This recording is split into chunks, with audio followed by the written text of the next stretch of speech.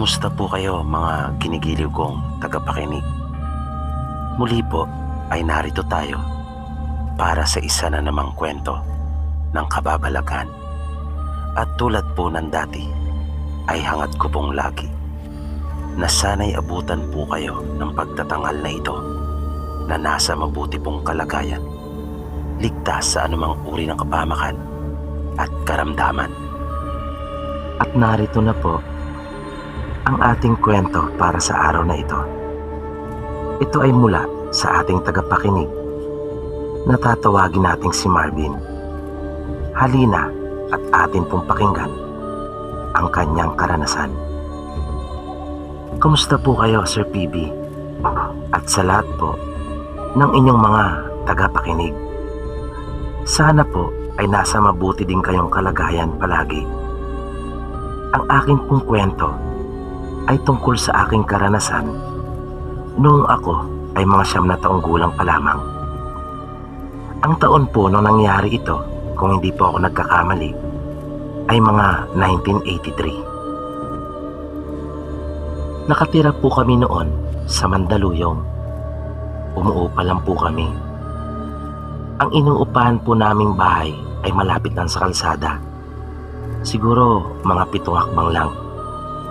Tapos, may kalakihan po ang bahay. Marami po kami mga umuupa.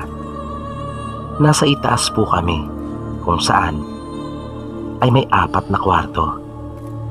Tapos, meron ding mga umuupa sa ibaba. Bali yung kwarto na inuupahan namin ang nasa pinakadulo. Katapat ng pinto ng kwarto namin ay yung maliit na pasilyo papunta doon sa katabi naman naming kwarto. Maliit lang yon. Isa lang kasi ang nangungupahan doon, si Kuya Dodong. Noon pa ay may nararamdaman na akong hindi maganda doon sa bahay na inuupahan namin. Lalo na sa maliit na pasilyo ng kwarto ni Kuya Dodong. Napakadilim kasi doon. Lalo na nga lagi siyang wala. Kahit araw ay hindi nagliliwanag yung lugar na yun doon. Kasi hindi natatamaan ng liwanag mula sa labas. Dahil nasa kaloob-looban nito. Mabuti-buti pa nga yung mahabang pasilyo papunta sa pinto ng kwarto namin. Dahil sa may maliit na bintana sa tapat noon bago bumaba ng hagdan. Pero kahit na may kaunting liwanag na pumapasok sa mahabang pasilyo na iyon, ay kinakabahan pa rin ako kapag dumaraan doon.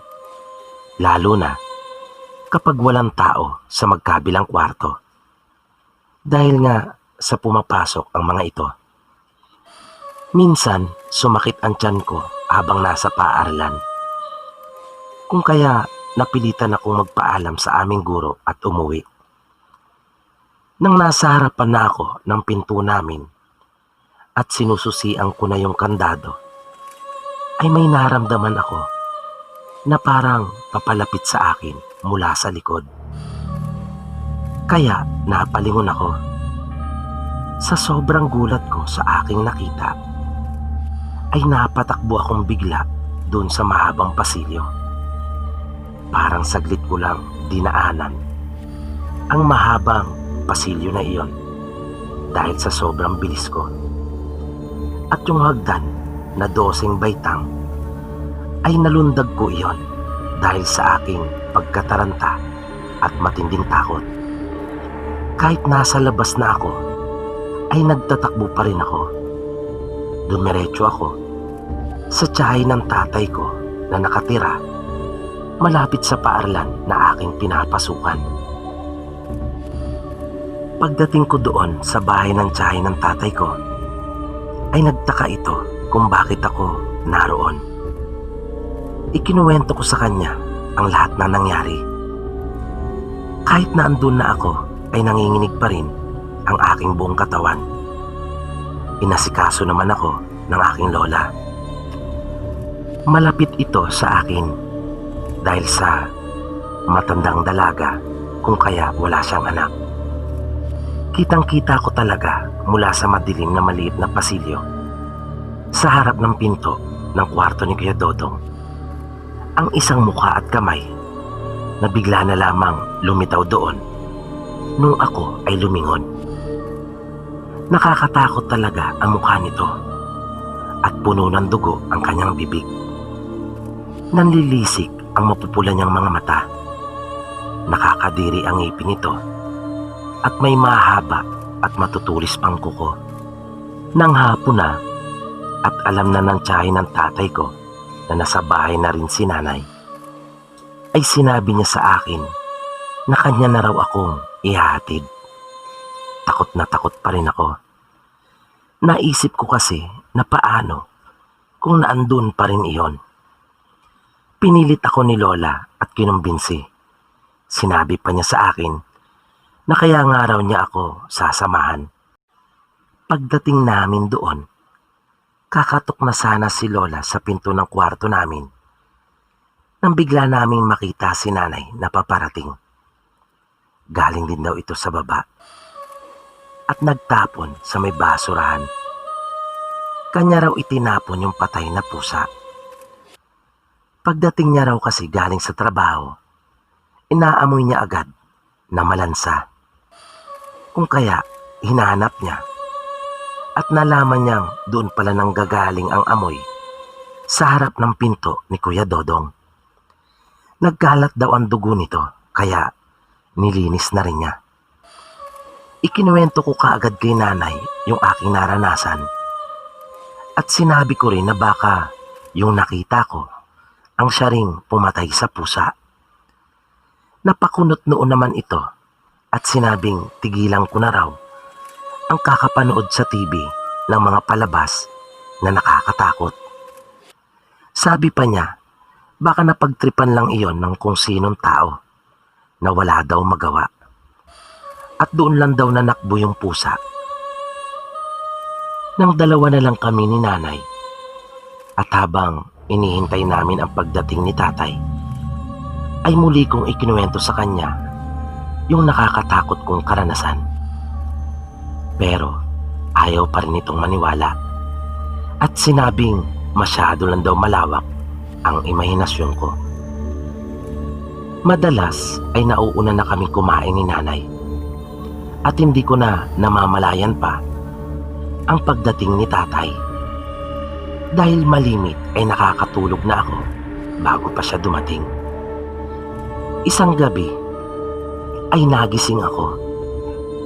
Nakaramdam ako ng sobrang init. Isa lang kasi ang electric pan namin noon at gamit ng mga magulang ko sa kanilang kwarto. Medyo may kalakihan kasi yung kwarto na inuupahan namin. Kung kaya may pinakasala kami, kainan, may kusina at kwarto na siyang tinutulugan nila nanay at tatay. Na dalawang aparador ang pinakapartisyon at wala iyong pinto, tanging kortina lang ang harang. Dahil nga sa sobrang init ay naupo ako at naghanap ng pamaypay. Naisip ko na rin na buksan yung bintana. Ang style ng bintana namin doon ay D-slide at yari pa iyon sa kapis. Laking gulat ko nang makita ko sa bubungan ng kapitbahay namin ang isang tao na parang pusa ang postura nito. At ang nakakatakot pa ay yung mapupulang mga mata nito at nakatingin siya sa akin. Dahil sa naagaw ko siguro ang atensyon nito nang buksan ko ang bintana at napansin kong wala iyong anumang suot na damit. Mabilis kong isinara uli ang bintana at tumakbo ako kanila nanay. Ginising ko sila at sinabi kong mayroong aswang na nasa bubong. Nang buksan namin uli ang bintana ay wala na ito doon. Kung kaya, sa halip na paniwalaan ako, ay katakot-takot patuloy na sermon ang inabot ko. Dahil nasira ko ang kanilang pagtulog at pamamahinga. At dahil din sa nangyaring iyon, Binawalan na rin nila akong manood ng mga nakakatakot na palabas sa telebisyon. Tuwing maaabutan nila ako na nanonood ng mga ganong uri ng palabas, ay pinapalipat nila sa akin iyon. At kapag hindi ako sumunod, ay kanila iyong pinapatay. Minsan, tinanong ko si nanay kung hindi ba siya naniniwala sa mga aswang. Sinabi naman niya sa akin na naniniwala siya dahil sa kanilang probinsya ay may mga pangyayari na may kinalaman ang mga aswang. Kaya tinanong ko uli siya kung bakit hindi siya naniniwala sa akin. Sumagot si nanay at sinabing mahirap daw kasing paniwalaan na magkakaroon ng aswang sa syudad dahil sa dikit-dikit ang bahay. Magsasalita pa sana ako pero pinigilan na niya ako. Kaya naibulong ko na lang yung gusto kong sabihin na totoo ang nakita ko. Makaraan ang isang linggo ay halos magkasunod na umalis yung dalawang kapitbahay namin. Mahirap kasi sa inuupahan namin dahil iisa lang ang banyo at nasa ibaba pa iyon. Kaya kaming mga nasa itaas ay kailangan pang bumaba kapag kami ay maliligo o dudumi. Isang gabi habang nagluluto si nanay ay kanya akong inutusan na bumili ng betsin at paminta sa tindahan. Ayoko sana dahil sa natatakot ako. Pero kailangan ko raw sumunod dahil sa wala naman siyang ibang mauutusan. Kaya nakiusap na lang ako sa kanya na kanyang hawakan na muna ang pinto at huwag isasara para may liwanag kahit paano upang nang sa ganon ay may pinakailaw ako habang maglalakad ako sa pasilyo. At yun nga ang ginawa namin. Hinawakan niya ang pinto at tinakbo ko ang pasilyo. Pero nang pabalik na ako, papalapit pa lang ako sa hagdan, ay may nakita na akong tao doon sa may bintana. Doon sa may itaas na hagdan. Di ko gaano mamukhaan iyon dahil madilim at para iyong nakabelo. Nakatanaw ito sa labas. Di ako sigurado kung sa akin nga ba iyon nakatingin. Takot na takot ako. Dahil sino naman ang tatayo doon? Kami lang ni nanay ang naroon sa pinakaitaas ng buong bahay. Si Kuya Dodong naman na umuupa sa katabing kwarto namin ay wala din ng mga panahong iyon. Lagi siyang wala at madalang lamang talaga kung umuwi dahil sa isa siyang truck driver at malalayo ang kanyang mga biyahe. Puro mga probinsya. Di na ako mapakali. Sinubukan kong sumigaw. Tinawag ko si nanay. Pero hindi siya sumasagot. Naisip ko na marahil ay hindi niya ako marinig dahil nasa dulo ang aming kwarto. Kung kaya umikot na lang ako. Pumasok ako sa katabing iskinita at kita doon ang bintana namin. Gilid iyon ng kwarto na aming inuupahan. Tinawag ko si nanay at sumilip naman siya. Sinabi ko na sunduin niya ako. Pero mag-ingat siya kasi may nakita akong may nakatayo doon sa may bintana sa pasilyo.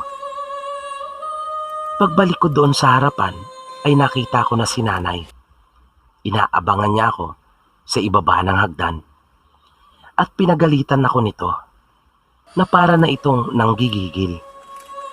Kung ano-ano raw ang pumapasok sa isip ko. Pero sinabi ko na may nakita talaga ako. Nung gabi ring iyon ay nagising naman ako nang aking marinig na naman na parang may naglalakad sa kisame namin.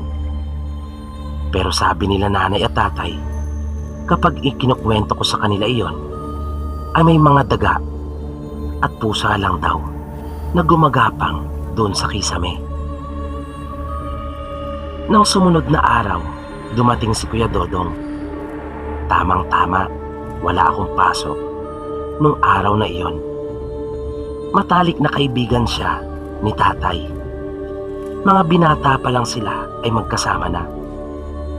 Sa kwarto namin ito tumuloy at tulad ng dati ay may pasalubong ito para sa akin. May dala na rin itong pandesal at keso. Nagyaya itong mag-almusal, kung kaya tinimplahan kami ni nanay. Gatas para sa akin, kape naman para kay Kuya Dodong. Isa sa nagustuhan ko kay Kuya Dodong ay marami itong kwento. Wala pa siyang asawa o girlfriend. Mas matanda pa ito kay tatay pero balak yatang magmatandang binata.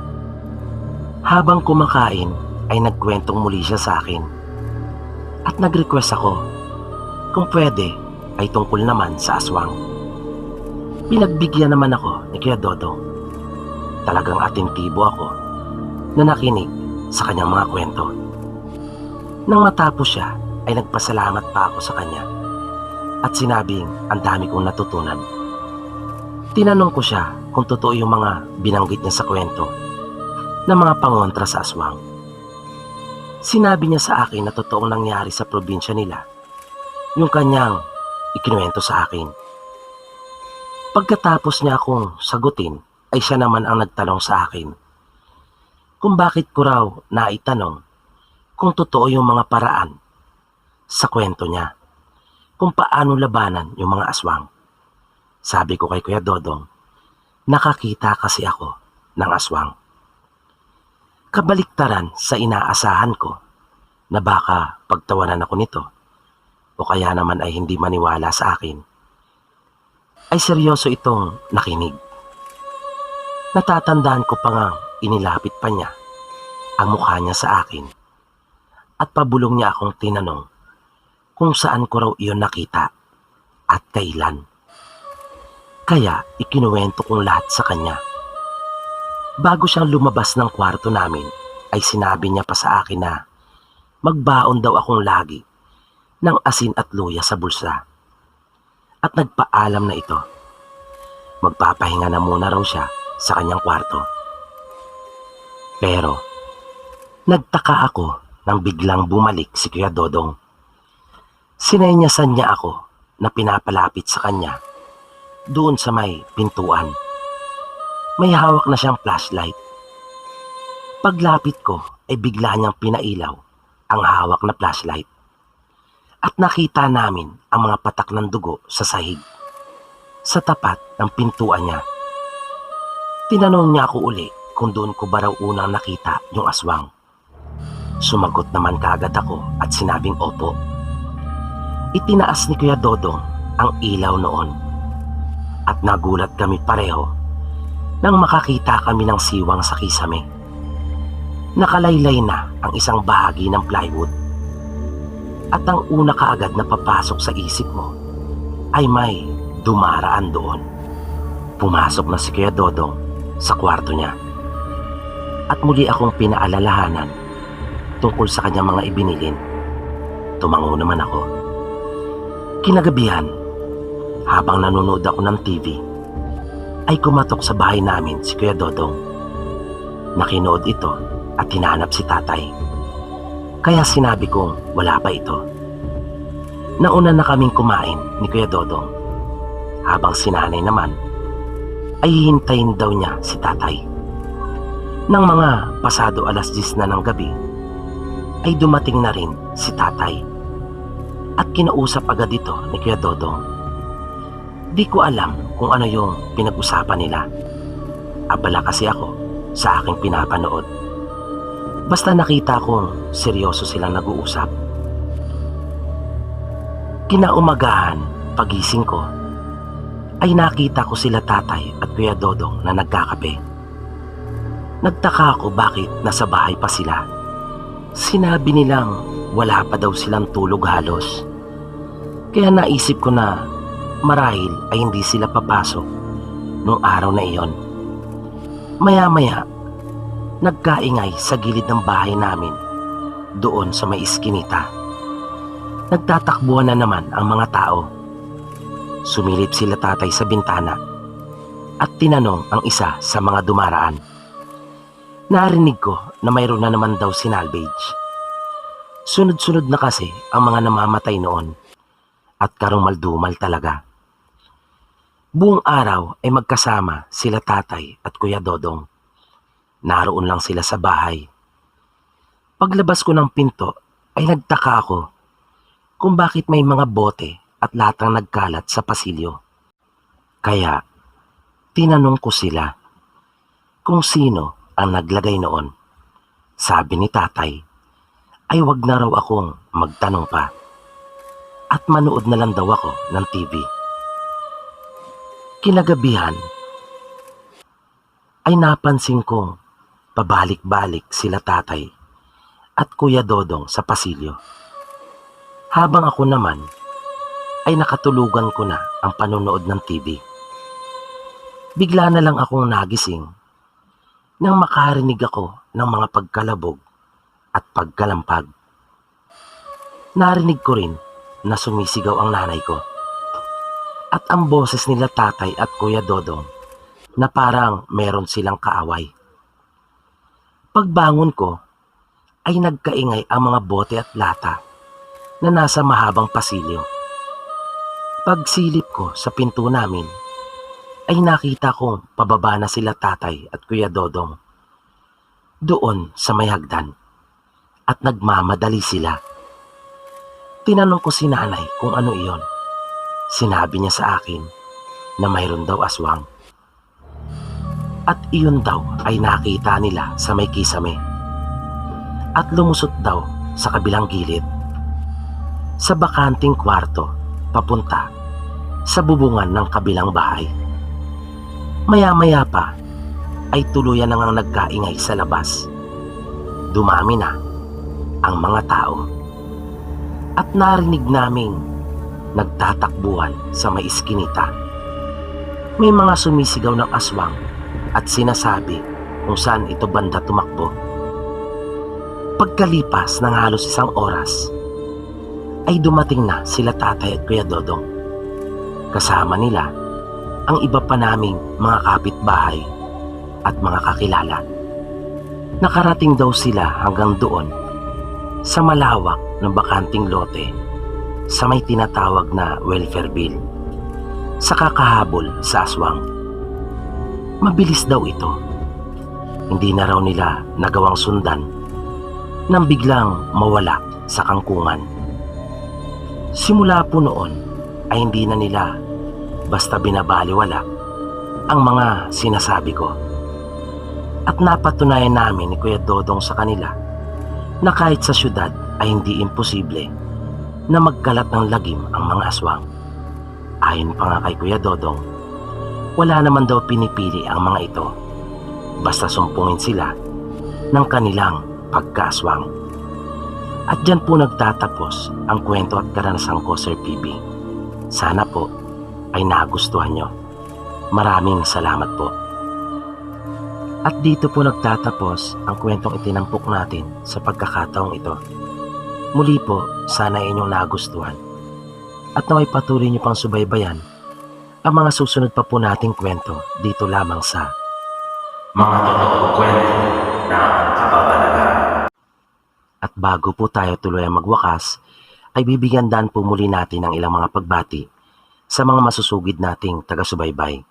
Binabati po natin sila Mama Anggandara, Chito Laudit, Charlon Membrelios, Irene Costales, Mernil Bandojo, Rosmen Quaresma, Jan Reniel Sakate, Maria Fede Vierte, Ike Gamer, Vanna Tonho, Lonely Angel, Evelyn Garcia, Nish TV, Rainante Handig, Samelby Sapal, Luz Aclaro, Shine Badilla, Retzel Mo, Ronda Jackis, Alilin Albiento, Trick Tone, Marjun L. Catamora, Don Diaz, Griselda Ibasitas, Noel Erojo, Resi Madrid, Chris de la Cruz, Roman Jones Salinas, Brian Formelosa, Jonard Magnifico, Dino Castor, Maria Victoria Mercado Gonzales, Aisha Bisario, Emery Enoch, Jade Minay, Sheila Lablab Liamado, Bashmea Wolfgen Bonsai ng Sapian, Mary Jane Manabat, Sakura Cherry Presbyteros Rose, Luna Ray Perez, Andrea Salindatu, Ariel Pangit, Crest Valdez, Sweet Lady Centeno, Maricel Naadat, Dimples Yumi, Aleida Salas, Jazz Arma, Rowena Diaz Velasco, Mary Ann Ordonez, Yansky Villejo, Eds Panisales, Haroko Moto, Janel Correa, Vanessa Apilat Galia Kient Barrel, Teresita Cerone, Arturo Bacang, Isao Masuda, Lloyd Rapas, Miss Neng Mary Shahin, Shah Simpal, Malik Mata, Grace Di Guzman, Mary Rose Edoloberio, Jeffrey Maglente, Divina Dicuaten,